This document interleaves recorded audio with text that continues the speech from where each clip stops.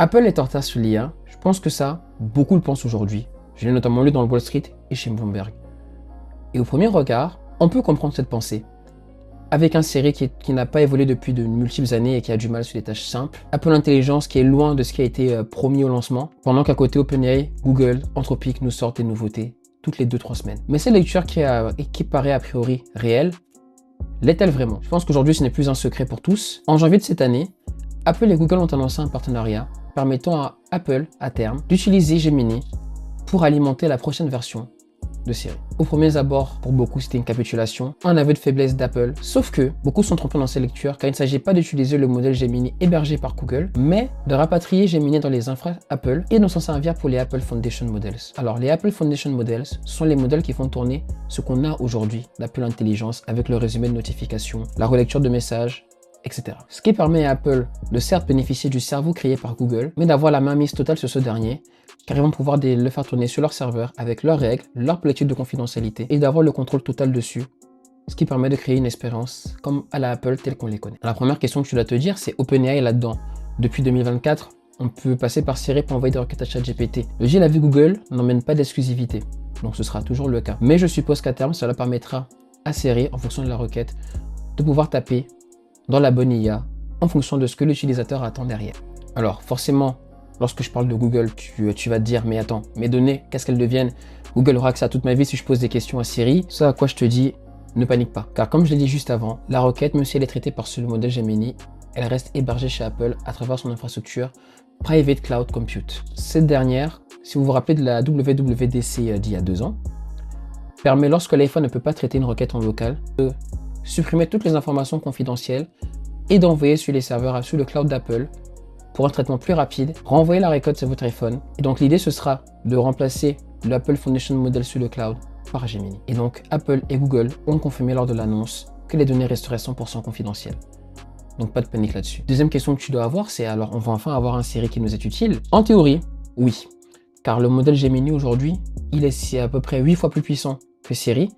Et puis même juste en utilisant l'application Gemini sur votre iPhone ou sur votre Mac, vous pouvez déjà vous faire une démo de l'éventail de possibilités qui existent sur ce modèle. Ce deal en lui-même est déjà un super move d'Apple, mais nous n'avons encore rien vu. Car contrairement à tout le marché de l'IA aujourd'hui, Apple est la seule société à ne pas s'être alliée avec Nvidia. Nvidia, la société qui contrôle l'IA mondiale aujourd'hui, elle est l'équivalent du pétrole pour ces derniers. Une IA a besoin de processeurs ultra puissants et les GPU d'Nvidia répondent à cette demande, c'est les meilleurs sur le marché. Cela leur a permis d'établir un véritable monopole. Aujourd'hui, ChatGPT tourne sur leur GPU, Copilot, Anthropic, l'industrie tout entière va dépendre de Nvidia, sauf Apple, qui pour le lancement utilisera les TPU, les Tensor Processing Unit, qui sont des processeurs développés par Google pour faire tourner leurs IA en local. Ce qui permet à Apple de ne pas être dépendant de la seule station-service du marché. Et donc de rester souverain, de ne pas avoir à monter des prix brusquement parce qu'Nvidia augmente les prix lorsque la demande va devenir trop importante.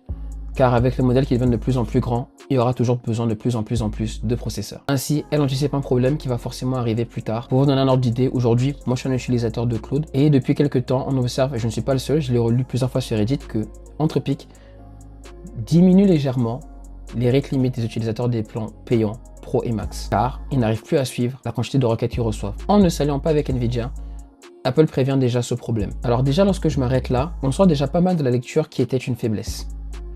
Mais en plus, si on prend un autre angle dans cette lecture, qui permettra de bien comprendre la vraie force et la vraie volonté d'Apple derrière ce partenariat. Je ne sais pas si vous vous en rappelez, mais depuis plusieurs années déjà, Google paye 20 milliards de dollars par an à Apple pour être le moteur de recherche principal sur les appareils de la société, donc l'iPhone, l'iPad.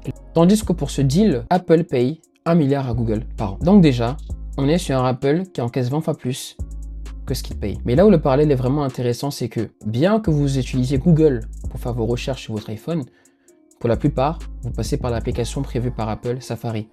Car on a l'historique synchronisé avec tous les appareils, le handoff qui permet d'ouvrir une page sur l'iPhone, de la transférer à l'iPad ou au Mac, permet de faire un AirPlay facilement lorsqu'on regarde un show sur un site internet, sur l'Apple TV, et j'en passe.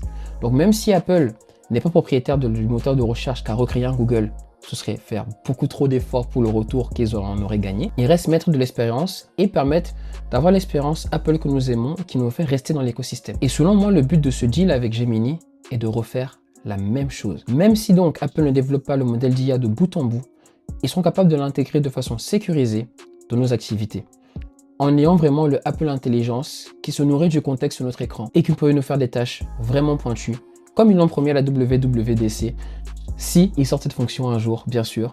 Pour le moment, ce n'est qu'une promesse. Et oui, car la différence entre Apple et tous ces autres providers d'IA, Claude, ChatGPT et même Gemini, c'est que Apple aujourd'hui représente 2 milliards d'appareils actifs dans le monde. Typiquement, lorsque vous allez sur ChatGPT, vous passez par l'application iOS, macOS, iPadOS, pour la plupart, pas pour tous, je le sais. Application qui respecte les standards d'Apple, avec d'être codée en Swift, sur laquelle lorsque vous prenez l'abonnement sur l'App Store, Apple encaisse des commissions comme toutes les autres apps de ce dernier. Et vous, au final, bien que vous utilisez ChatGPT, vous restez sur votre iPhone, car c'est dessus qu'il y a vos photos.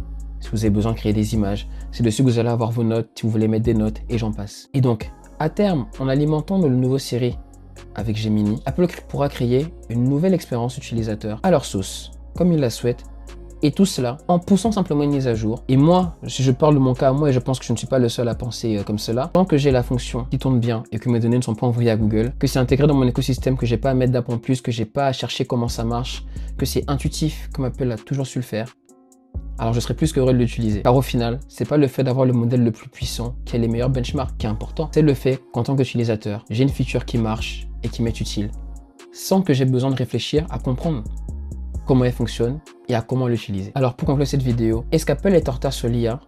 Non, car Apple n'a jamais fait la course à l'IA générative comme tous les autres. Apple ne dépendra pas d'NVIDIA comme tout le reste de l'industrie. Apple se base sur un des meilleurs modèles du marché tout en garantissant confidentialité, performance et intégration verticale. Et en plus de ça, ils peuvent se concentrer sur continuer à avoir des appareils qui sont suffisamment performants pour héberger ces mêmes modèles en local.